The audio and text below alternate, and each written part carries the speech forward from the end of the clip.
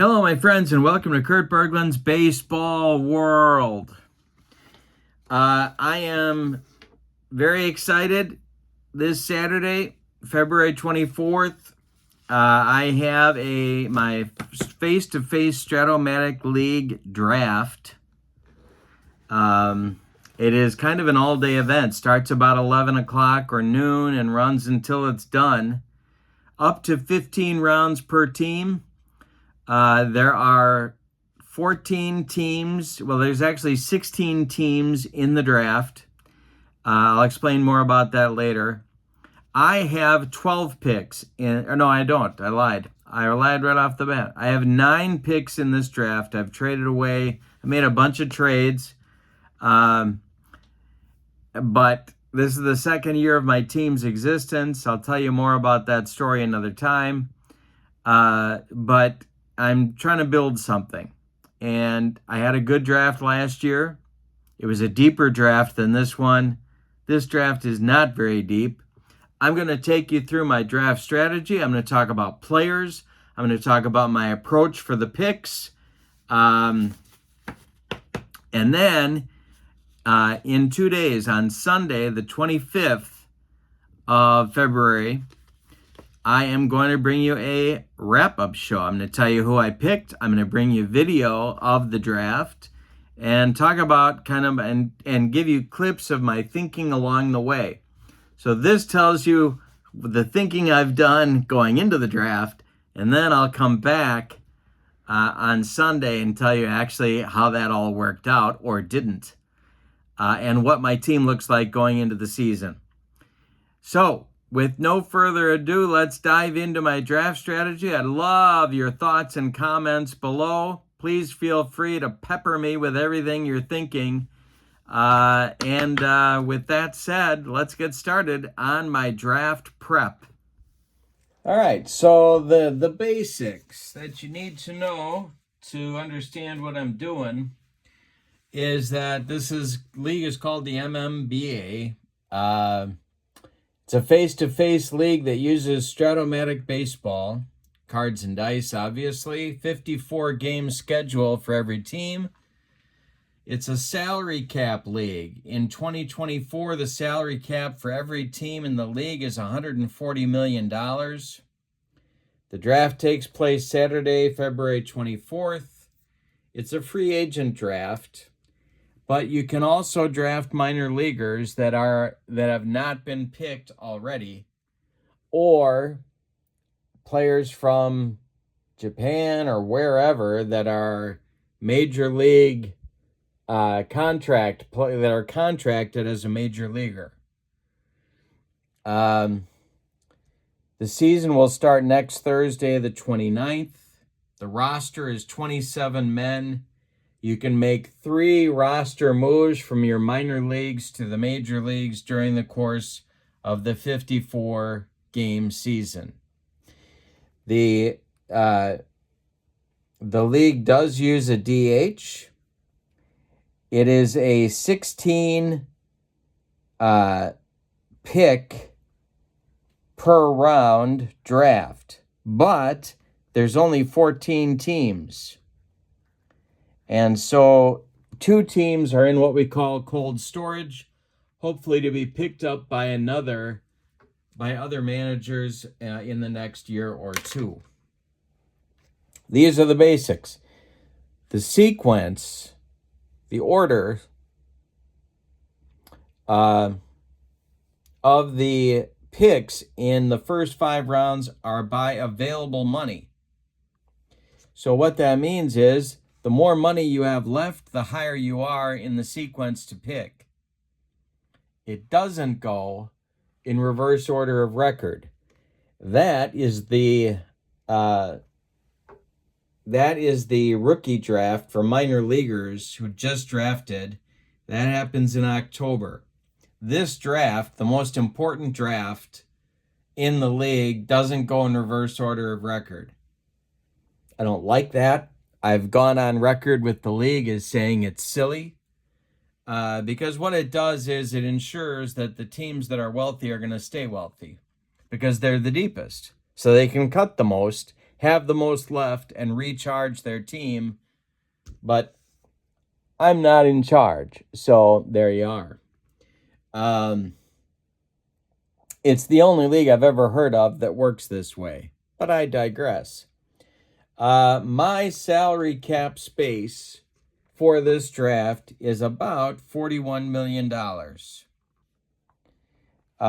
What that means is that in the first round, I have the 7th pick right now. Or do I? Because there's trades that have been made that I can't talk about, and I will explain to you after the draft. Let's take a look at my team as it's currently constructed coming into the draft. All right, so before we start to talk about my plans for the draft, let's take a look at my team. My team is the Pittsburgh Pirates, which means nothing except that that's the ballpark that I used for the Strat ballpark effects. So it's a pitcher's park.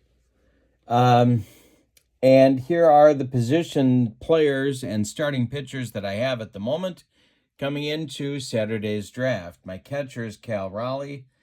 First base is kind of open. I'll explain more in a minute. Luis Garcia and Edmundo Sosa are my platoon at second base. Max Muncy is my third baseman. Gunnar Henderson is at short. Cody Bellinger may be my left fielder, which he has a center field rating, so I can move him to left. But I put an asterisk here because if the situation dictates in the draft, Bellinger may become my first baseman, and I may draft a left fielder. So we'll see how that turns out. We'll talk more about that in a few minutes. Grisham is in center. I just traded for him because he's a 1 in center. And I got him for a 7th round draft pick. So I thought the price was right. And who knows, maybe he'll do something for the Yankees. I love having a 1 in center field. Sanchez and Robles are my right field platoon. I have a utility player, Brian Anderson, who can play right or third. He can also play the other outfield positions because he's got that right field rating. He didn't hit much last year, but I kept him anyway. At times, I will be playing him at third and DHing Muncy because his defense is much better than Muncy's is at third. And Noelvi Marte, who doesn't have a lot of eligibility, I may be keeping him as a utility player as well. DH is open at the moment, coming into the draft.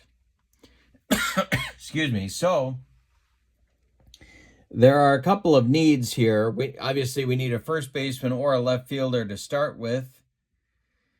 Need a DH, and if you look at my lineup, it's kind of left-handed batter heavy, so I'd really like a strong right-handed batter in one of these spots, maybe 2 right-handed batters, although I don't worry a lot. I don't use left-handed starting pitchers when I play Strat against the other humans, but some people do, so I'd like to have some strength from the right-handed side in that case. Starting pitchers, Keller, Nola, Giolito, Senga, and Brown. Hunter Brown is the Brown. These are the starts. So we have a 54 game scheduled face-to-face. This is 53 starts. I have Jake Junis, who can give me 1 more start. So all of my starts are here. All of these are right-handed pitchers, which is what I go with. Pretty decent starting rotation for where my team is. And then you see these numbers here. So all the games we play are 3-game series. The first number, 4-4-4-3-3-4, are the number of innings they can pitch in a series, maximum. Then, the second number here is the number of innings they can pitch in the season, maximum, without being fatigued for the rest of the year. So, for example, if Jake Junis pitches 32 innings in relief, and I bring him in for a 33rd inning, he's fatigued at the start of that appearance, and so on. So it's Junis, Palante, Morgan, Eli Morgan here, Colin Posh, Sir Anthony Dominguez, and Matt Brash, who I just traded for. Dominguez has 1 closer point. Brash has 2. I need a total of 6, which is important for draft purposes because I need to draft 3 more closer points. And so far I've got 3. You have to have 6. That's the league rule. Brash, I put under the dotted line because I just traded my 3rd round pick to get him. Kind of excited to have him. He's got a great arm. Trying to build something here, but not pay a lot for it. When a team is bad, and my team is still bad, I don't believe in putting a lot of money into a bullpen. I try and do it on the cheap, and that's what I'm doing here. I did that last year, and my bullpen stats ended up being the best of any on my team. So hoping I can work that magic again. What you see here, though, is 1 left-hander, and that's Posh. So I would love to add a left-hander and go with 12 or maybe 13 pitchers. The roster will be, as I said before, a 27-man roster for the season. All right, so now let's look at what's going to happen, what I'm trying to do in the draft, and what picks I have left. Because of the trades, that I've made, I have these picks left. I have 9 picks in the draft. I have a 1st round, a 4th round, a 5th round, an 8th round, a 9th round, a 10th round, and an 11th round draft pick as of this moment.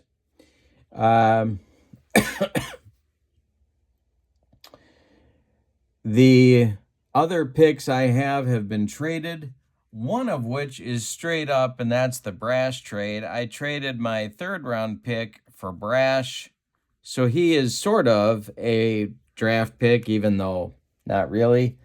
I also traded a 7th. I moved around picks to get Grisham. Traded my 7th round pick to get Grisham. In return, as part of that deal, I got Colorado's 15th round pick. That'll be my last pick in the draft. So I have 1, 2, 3, 4, 5, 6, 7, 8 picks. Plus I got Brash as part of another. So there's really 9 guys coming to me as a result of the draft. The 1st round pick I'm going to explain to you in the follow-up video that I will be premiering on Sunday, along with some video from the draft and some other things. But the rest of these picks, I'm going to talk to you about what my approach is going to be right now, and kind of with the model that I've set up. And I'd love your reaction. It's a 14-team, well, really it's a 16-team league. Those are the cards that are taken. The cards end up being about 30 or 35 cards per team. The rest are minor leaguers drafted in the amateur draft in October, and then some minor leaguers are drafted in the free agent draft as well. All right, let's start out by looking at round 4. What am I going to do in round 4? All right, so what I'm trying to do in the 4th round is to fill that first base, left field, DH. We know Bellinger's going to be at first or in left, but how is the first base, DH, left field thing going to shake out? I've chosen 3 players that I think would be good. Now, I'm trying to stay fairly young, and I'm also trying to stay inexpensive in the 4th round. Remember, in the first 5 rounds, the more money you have to spend, the higher up in the selection process you move. I'm going to be very inexpensive coming into the 4th round. I'm going to get an early pick in the 4th round. That means that there's going to be about, maybe, 16 times 3 would be, let me take my socks and shoes off, 40, Maybe I'll get in the low 50s for the 50th player picked, 55th player picked. Noda of the Oakland A's, Ty France of the Mariners, or Booker of the A's would fit what I'm trying to do, but they may not be there. And if they're not excuse me, going to be there, then I'm going to shift my strategy and look for someone really expensive that can really add to my lineup and try and do it right here in the 4th round. Players I'm considering include Jorge Soler, Ozuna, Turner, and Bregman. Not because Turner and Bregman fit either the DH, well, they could fit the DH, but they don't fit the left fielder first base problem. But they're expensive. They'd be big bats. I could add them to the lineup and they would improve things. I'd rather not go this way, but these are 4 players I'm looking at to potentially pick if the youngsters, the cheap guys, are gone. So that's what round 4 is looking like. What I try and do here is to build in contingencies. What happens so that I'm ready in either event.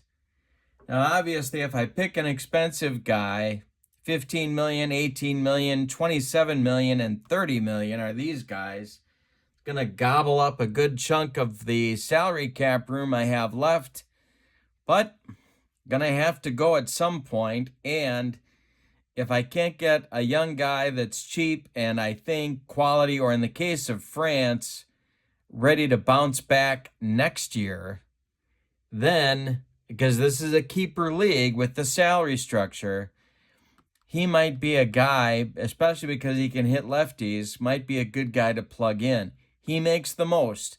Both of these other guys make less than $1 million. France makes about $4 million. So very economical here.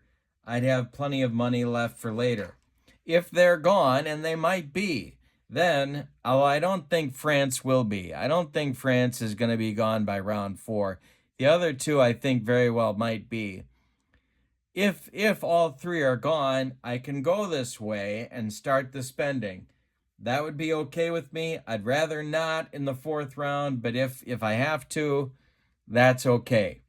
Let's talk round 5. All right, in round 5, I'm going to be nervous about filling my closer point requirement.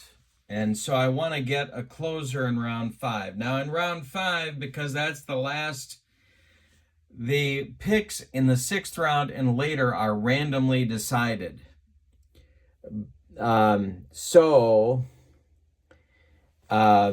The round 5 is the last round that goes by how much money you have left in your piggy bank. And so a lot of expensive guys are picked in the 5th round. People wait until the 5th round to take the really pricey guys. I'm going to do the opposite. I'm going to get my closer in the 5th round. I'm not sure who's going to be left, but I've ranked them in this order. And I'd be interested to hear your thoughts. Tanner Scott and Aroldis Chapman are the only 2 left-handers. I would love to have a left-handed closer, not because I think left-handers are good in Strat-O-Matic. I don't. I only have one other lefty in the bullpen, and that's Colin Posh. And I'd like one more lefty, go with 12 pitchers and call it a day. But if I can't get Scott, I've come up with an order here, and I'm just going to check guys off as they get picked. So whoever's left is who I'm taking. I need 3 closer points. All these guys have 3 closer points except for Chapman, who has 2. So if I have to take Chapman, I'll take him, but then I got to pick up another reliever with 1 closer point or more later on. That's going to be a pain in the neck. I'd rather not deal with it. Here is the usage caps. So 4 innings for a series, 3-game series, 34 innings for the season, and so on down the line. I'm saying Scott is my best choice on this list. I'd love to know what you think. Relievers are tough. You know, there's very few relievers that have 2 good seasons in a row. This list is a good list for me because I'm not spending more than $4 million on anybody. Chapman makes just under $4 million. Scott makes just under $3 million. Everybody else, and Floro makes just under $4 million. Everybody else, McGuff is $2.5 million. Everybody else is less than $1 million. Except Hicks, who's just under $2 million as well. So the sequence here, the money is okay. I don't care. None of these guys are going to break the bank. I'm not drafting Josh Hader or someone like that.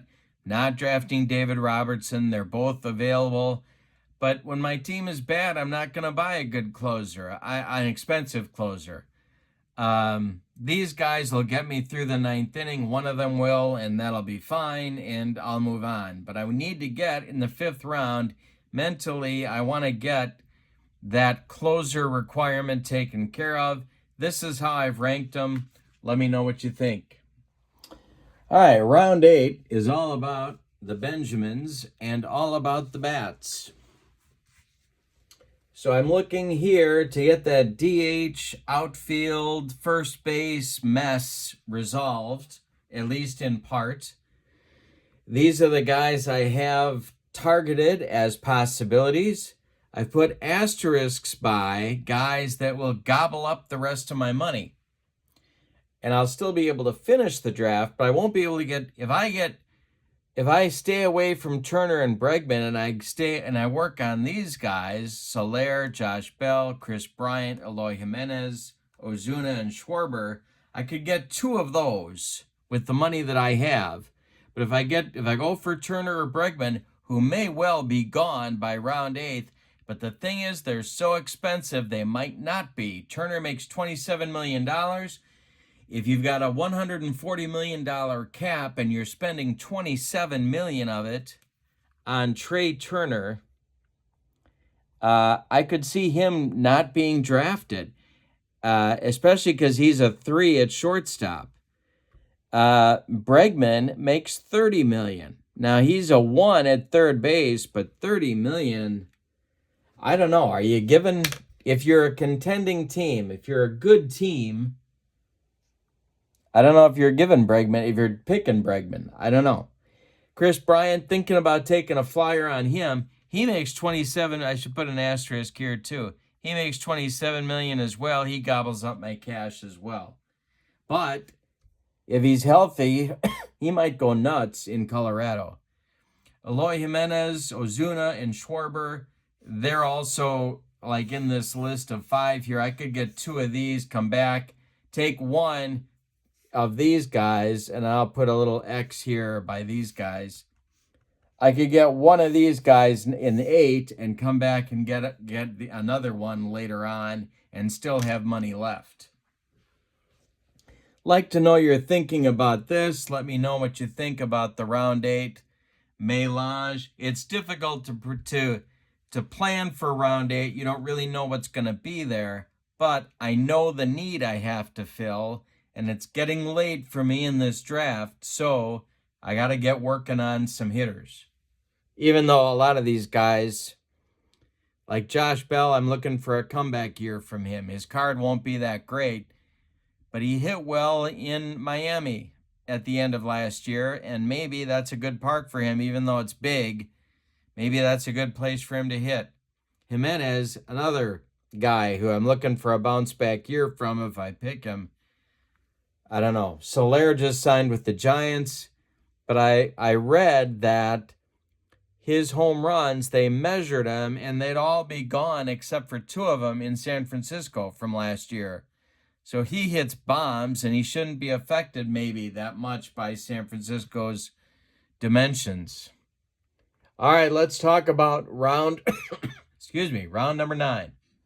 Round 9 could be an extension of the last round if I take someone who's not too expensive and hasn't gobbled up all my money.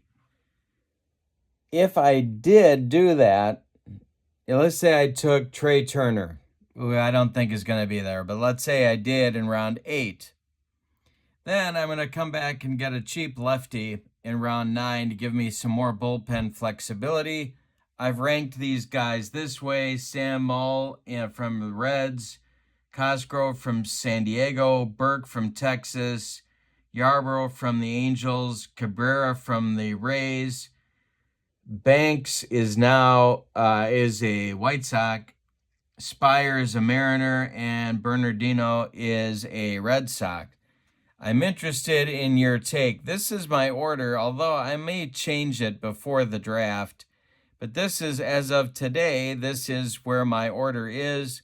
If I draft Aroldis Chapman, I need another closer point. I could get it from Ryan Yarbrough. If I take Chapman, Yarbrough probably moves up to the top of this list.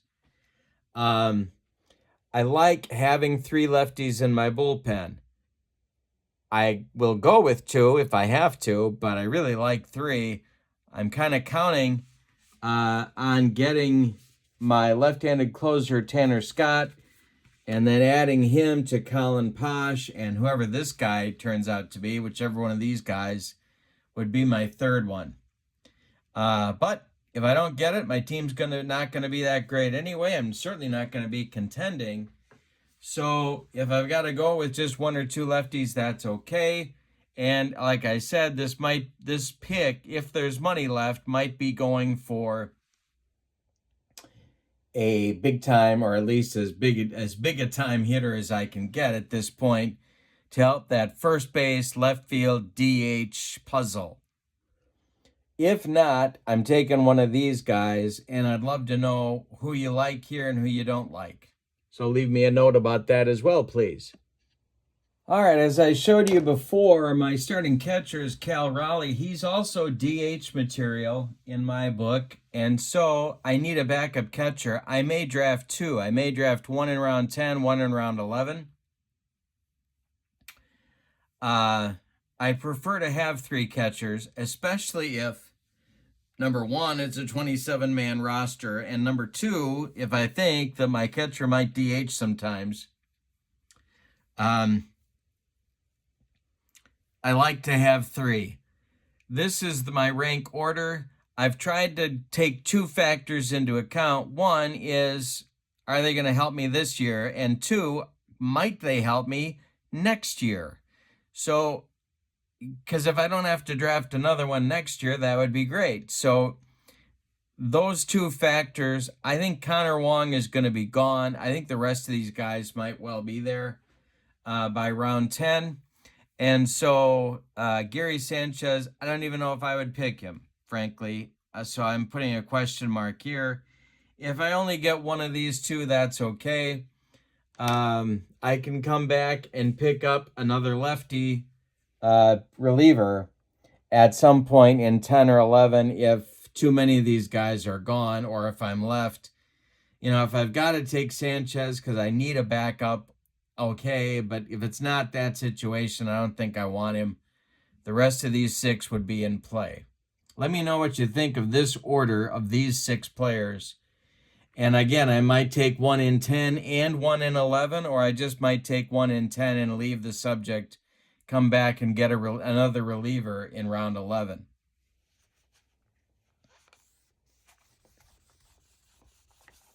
My pick from Colorado in round 15 will be to spend whatever money I have left on a hitter. Whatever position that ends up being, it could be a guy to fill or partly fill DH or left field or first base, or maybe I just take the best available hitter at any position and plug him into DH and call it a day.